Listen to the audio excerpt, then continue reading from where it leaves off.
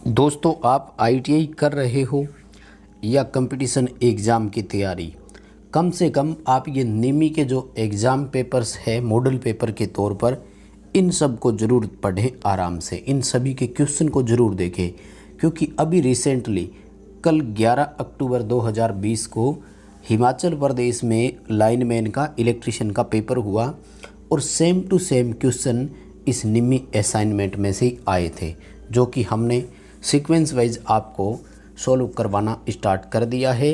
हर दिन इसके 25 क्वेश्चन हम सोल्व करवाते हैं। दोस्तों, अब तक 75 क्वेश्चन हो चुके हैं। आज 76 से हम 100 क्वेश्चन तक बात करेंगे। सभी क्वेश्चन को लास्ट तक आप ज़रूर देखें। कारण सहित प्रत्येक क्वेश्चन का आपको आंसर समझाने की कोशिश करेंगे। एक्सप्लेन करने का तरीका पसंद आ जाए तो वीडियो को लाइक कर देना, फ्रेंड्स को भी शेयर आप आगे ज़रूर कीजिएगा। आप यदि हमारे चैनल पर नए हो तो चैनल को सब्सक्राइब जरूर करना। चलिए आज के क्वेश्चन से स्टार्ट करते हैं। क्वेश्चन भी हिंदी इंग्लिश दोनों में है, तो किसी को कोई प्रॉब्लम शायद क्वेश्चन समझने में नहीं होगी।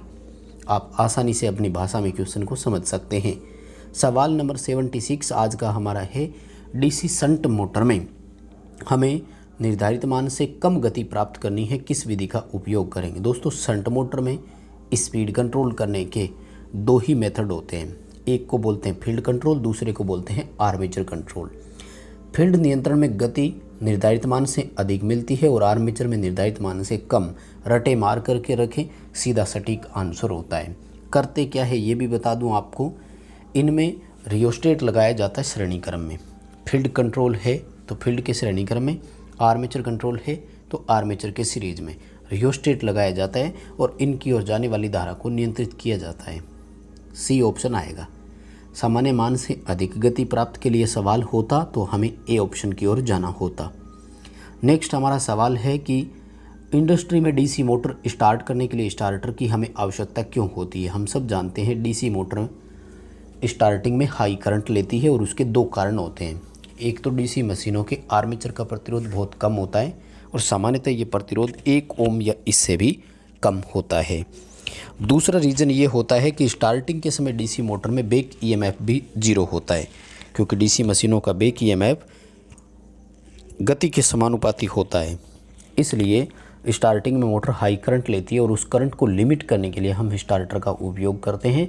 बी ऑप्शन की ओर हमें जाना है। आज का हमारा तीसरा क्वेश्चन है, कौन सी सामग्री अचालक वर्ग बी के अंतर्गत आती है। दोस्तों, ये आपको अचालकों वाली टेबल याद करनी पड़ेगी, जिस टेबल को हम अच्छे से जानते हैं YAEBFHC के नाम से ये टेबल होती है, जिसमें टेम्परेचर ग्रेड भी आपको अच्छे से याद होगा, उम्मीद करता हूँ ऐसे ही।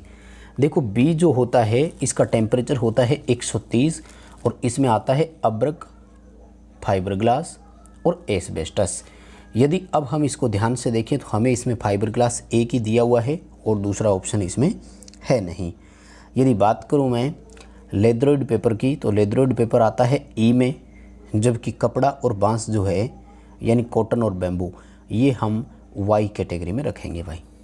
ठीक है, सी ऑप्शन की ओर हमें इसमें जाना है। हमारा आज का चौथा क्वेश्चन पूछ रहा है, वर्ग एफ इंसुलेशन का तापमान कैसा है। दोस्तों, हिमाचल प्रदेश लाइनमैन में सेम टू सेम ये क्वेश्चन था और ये किसी का गलत भी नहीं हो सकता। ठीक है, 155 डिग्री होता है YAEBFHC।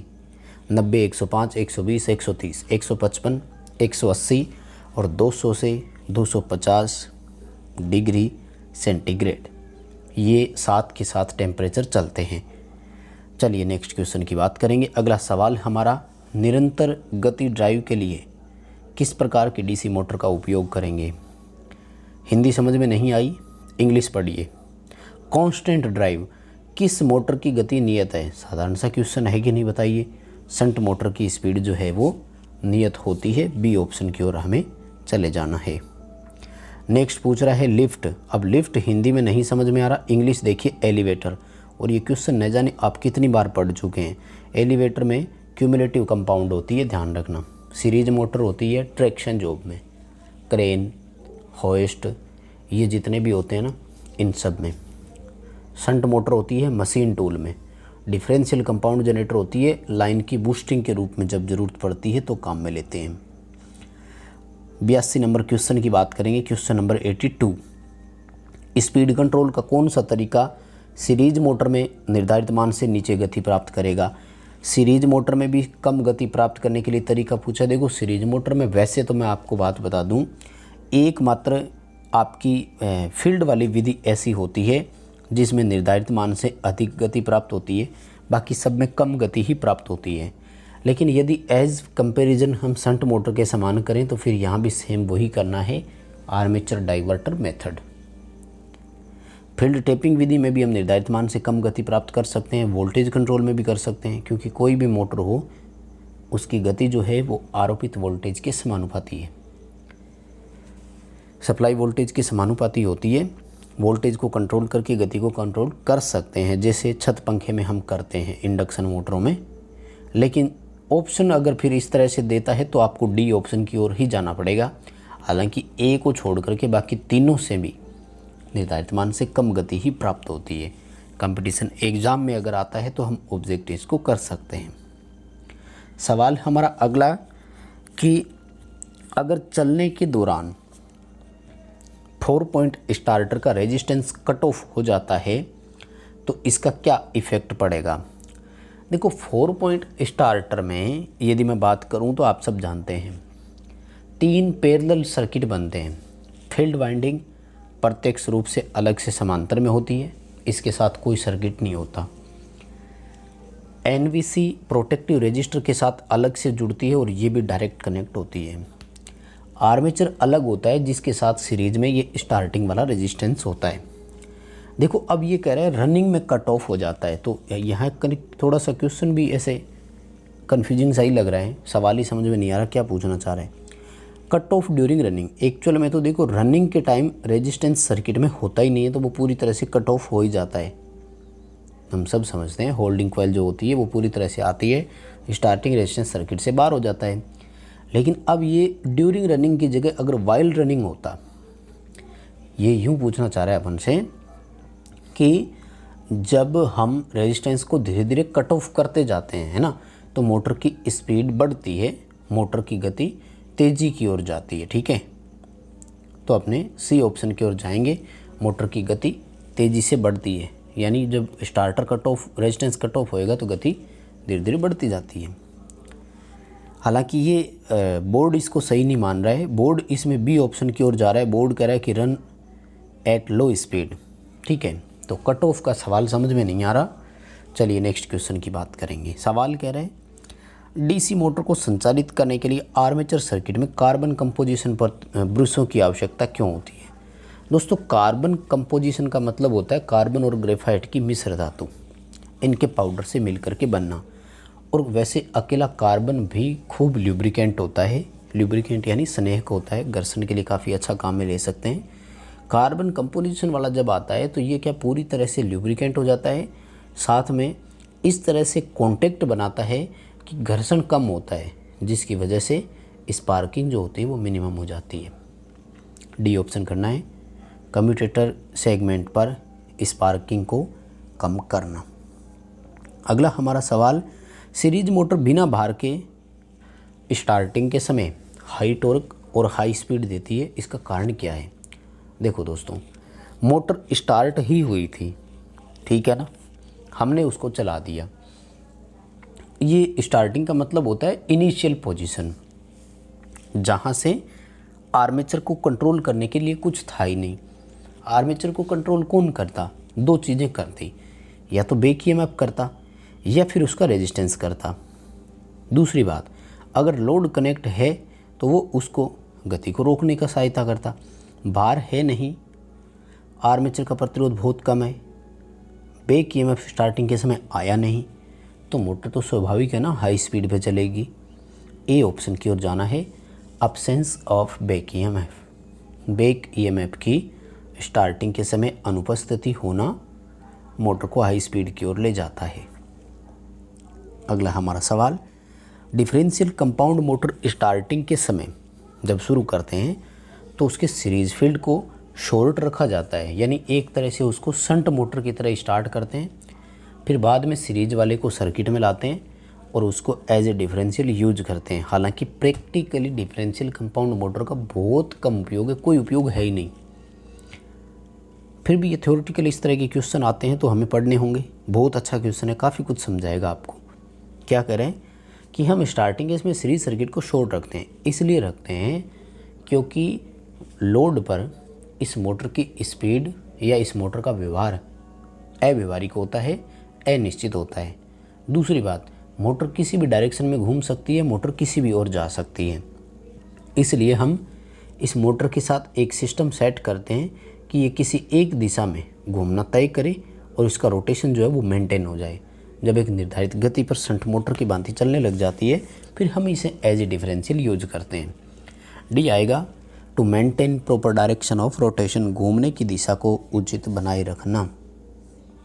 अगला हमारा सवाल, आर्मेचर को बैलेंस करने का सबसे प्रभावी तरीका कौन सा है। दोस्तों आपको एक सवाल याद होगा, बार बार पेपर में आया है कि डीसी मशीन में या डीसी आर्मेचर में डम्मी कॉइल का क्या उपयोग है। सवाल समझ में आया था।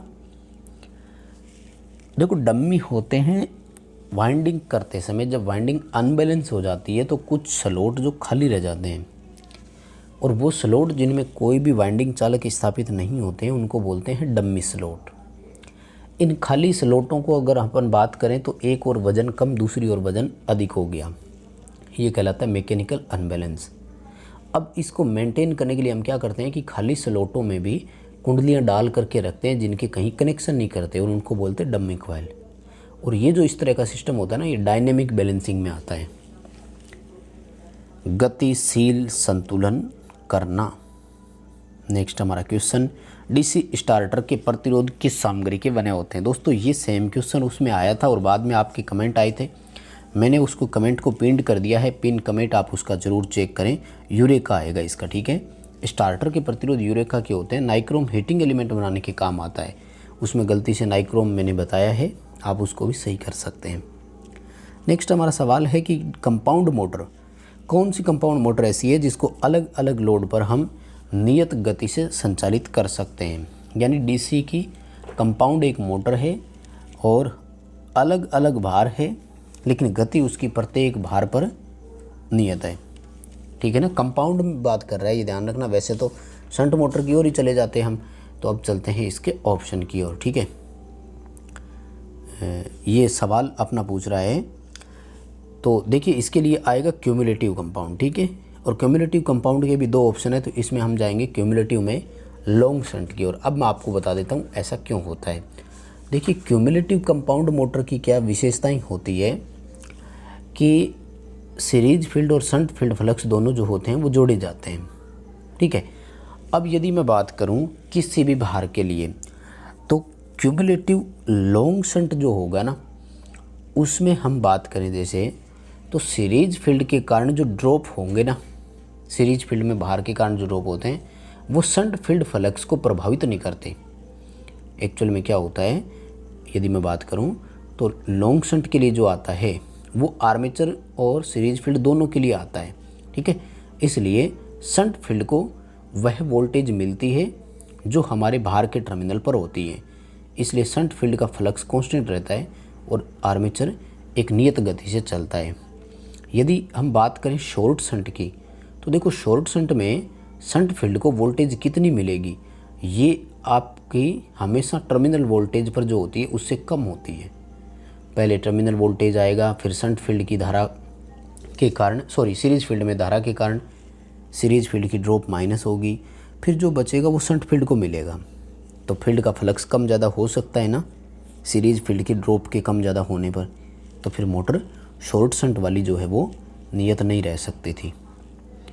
क्यूमुलेटिव आएगा, लॉन्ग शंट आएगा, क्योंकि इसमें शंट फील्ड को पूरी वोल्टेज मिलती है टर्मिनल वोल्टेज के बराबर, इसलिए वो एक नियत वोल्टेज, नियत फ्लक्स बनाए रखता है। नेक्स्ट हमारा क्वेश्चन, डीसी शंट मोटर के साथ 3 पॉइंट स्टार्टर में एनवीसी कैसे जुड़ती है। सिंपल सा सवाल है। 3 पॉइंट में शंट फील्ड के सीरीज में होती है और 4 पॉइंट में स्टार्टर के प्रोटेक्टिव रेजिस्टर के सीरीज में होती है। अलग से जो सुरक्षा प्रतिरोधक होता है ना, उसके सीरीज में होती है। अगला क्वेश्चन है, आर्मेचर वाइंडिंग हमें दिखाई गई। सवाल पूछा गया कि ये कौन सी आर्मेचर वाइंडिंग है। आप ध्यान से देखिए, वाइंडिंग जब स्टार्ट होती है, कॉइल नंबर 1 की बात कर रहा हूँ मैं, इसका एक सिरा देखो 1 नंबर सेगमेंट पर है, दूसरा सिरा देखो 3 नंबर सेगमेंट पर है, 1 से 3 गया, अंतर कितना आया 2। जब कॉइल में कम्यूटेटर पिच का मान 2 हो तो उसे ड्यूप्लेक्स लैप वाइंडिंग कहा जाता है। ए ऑप्शन आएगा, क्योंकि देखो कॉइल दोनों पैरेलल में जुड़ी हुई है तो लैप हो गया। वैसे भी देखो वेव का तो ऑप्शन ही नहीं दिया इन्होंने, ठीक है, ड्यूप्लेक्स लैप आएगा। क्वेश्चन का आंसर अपना ए होगा। नेक्स्ट हमारा क्वेश्चन है कि आर्मेचर के लिए कौन सा ग्राउलर टेस्ट चित्र में दिखाया गया है। देखो एक हमें डायग्राम दिया और सवाल पूछा है कि कौन सा इसमें जो है वो जांच किया जा रहा है, ठीक है। देखो ध्यान से अगर आप इस डायग्राम को देखें ना तो ये ग्राउलर रखा हुआ है, इसके ऊपर आर्मेचर रखा हुआ है और ये देखिए हम इसमें क्या कर रहे हैं, गैल्वेनोमीटर लगा रहे हैं। आप अगर गैल्वेनोमीटर की दोनों लीड को ध्यान से देखें ना तो पास पास के कम्यूटेटर सेगमेंट पे ही लगी हुई है, राइट। तो हम कंटिन्यूटी टेस्ट कर रहे हैं, किसकी, आर्मेचर कॉइल की। कंटिन्यूटी टेस्ट बोल सकते हो या फिर ओपन सर्किट टेस्ट भी हम इसको बोल सकते हैं, ठीक है। अगर बात करें हम शॉर्ट कम्यूटेटर की जांच तो एक शाफ्ट पर होता, एक कम्यूटेटर सेगमेंट पर होता। नेक्स्ट हमारा क्वेश्चन, डीसी मोटर में सामान्य से अधिक और सामान्य से कम दोनों गति प्राप्त करनी है। बड़ा सिंपल सा क्वेश्चन है। ऐसे सिचुएशन के लिए एकमात्र वार्ड लियोनार्ड विधि ही उत्तम या बेटर होती है। डी ऑप्शन की ओर जाना है। हालांकि सबसे कम दक्षता वाली विधि है वार्ड लियोनार्ड, ये भी आप ध्यान रखना, क्योंकि इसमें 3 मशीनों का उपयोग होता है। नेक्स्ट हमारा क्वेश्चन कि कम्यूटेटर क्यों तेज चमक उत्पन्न करता है। तेज चमक नहीं, स्पार्किंग तेज क्यों कर रहा है। हिंदी तो बहुत ही इसकी खतरनाक होती है निम्मी की, इसलिए आप इसके इंग्लिश के क्वेश्चन को भी ध्यान से पढ़ें। स्पार्किंग ज़्यादा तब होगी जब ब्रूश प्रॉपर नहीं हो। ब्रूश अगर ज़्यादा दबाव के साथ है तब भी स्पार्किंग ज़्यादा करेंगे, और ब्रूशों के कनेक्शन अगर ढीले है तब भी स्पार्किंग अधिक होगी। नेक्स्ट क्वेश्चन है कि रनिंग टाइम में डीसी मोटर में जो ईएमएफ इंड्यूस होता है उसका उद्देश्य क्या है। डीसी मोटर में उत्पन्न ईएमएफ बैक ईएमएफ कहलाता है, और बैक ईएमएफ हमेशा क्या करता है, अपोज द अप्लाइड वोल्टेज। आरोपित वोल्टेज का वो हमेशा अपोज करता है यानी विरोध करता है। नेक्स्ट हमारा सवाल है कि ये किस मोटर की विशेषता है। एक और हमें गति दिया, दूसरी ओर हमें टॉर्क दिया। दोस्तों ये तो आपको याद रखना पड़ेगा, गति और टॉर्क विशेषता सबका अगर आपको अच्छे से याद हो तो कर सकते हो। सीरीज मोटर में तो मैं यदि गति टॉर्क की बात करूं तो वो बिल्कुल नीचे आ जाता है, यानी टॉर्क बढ़ता है तो गति मोटर की घटती जाती है और बहुत कम तक आ जाती है। यदि मैं बात करूं शंट मोटर के लिए तो शंट मोटर की गति टॉर्क विशेषता लगभग कांस्टेंट ही होती है, बहुत ज़्यादा नहीं घटती है, वो ऐसे डाउन आती है। तो ये जो हमारा है ना, ये क्यूमुलेटिव कंपाउंड मोटर का है। सी ऑप्शन की ओर हमें इसमें जाना है। नेक्स्ट हमारा क्वेश्चन है 4 पॉइंट स्टार्टर में होल्डिंग कॉइल से के साथ जुड़े प्रतिरोध का उद्देश्य क्या है। Limit current in NVC. 9 volt coil की ओर जाने वाली धारा को वो कंट्रोल करता है ताकि एनवीसी जल ना जाए, एनवीसी की सुरक्षा हो सके। अगला हमारा क्वेश्चन, डीसी सीरीज मोटर की फील्ड वाइंडिंग मोटे तार के साथ वाउंड क्यों की जाती है। दोस्तों सीरीज मोटर में सीरीज फील्ड आर्मेचर के साथ सीरीज में होती है और इसमें वही धारा प्रवाह होता है जितना कि लोड की करंट होती है, इसलिए हम इसका प्रतिरोध मिनिमम रखते हैं ताकि भार धारा इसमें से आसानी से प्रवाहित हो सके। अगर ये अधिक प्रतिरोध वाली होगी तो भार धारा का ये विरोध करेगी, तो प्रॉपर लोड हमारा वर्क कर नहीं सकता। सीरीज मोटर की स्पीड कंट्रोल हमें दिखाई है और पूछा गया कि कौन सी विधि है। देखो सीरीज मोटर के टर्मिनल आप दिखाई दे रहे होंगे, 2 भागों में बांट रखा है। सीरीज पैरेलल विधि के नाम से होता है ये, तो फील्ड को हमने पैरेलल में जोड़ रखा है। सीरीज पैरेलल नाम की विधि होती है सीरीज मोटर की स्पीड कंट्रोल करने की। अगला सवाल पूछा कि शेयरिंग मशीन में कौन सी मोटर होती है, तो ये मैंने कल करवा दिया था, हिमाचल प्रदेश वाले में आया हुआ था। क्यूमुलेटिव कंपाउंड मोटर वहाँ अपन काम में लेते हैं। सी ऑप्शन की ओर जाना है। तो बस दोस्तों ये थी आज की हमारी सीरीज 25 क्वेश्चन की। अब तक 100 क्वेश्चन कंप्लीट हो चुके हैं। कंप्लीट पेपर करवाएंगे, सेकेंड ईयर के पहले करवाएंगे उसके बाद आपको फर्स्ट ईयर के भी करवाए जाएंगे। ये मॉडल पेपर निमी असाइनमेंट कंप्लीट सॉल्यूशन आपको देंगे। सीरीज़ पसंद आई तो वीडियो को लाइक करें, कमेंट करके हमें ज़रूर बताएं, हम इस सीरीज़ को कंटिन्यू रख सकें। फ्रेंड्स को जितना हो सके शेयर ज़रूर करें और आप चैनल पर नए आए हैं तो सब्सक्राइब ज़रूर करें।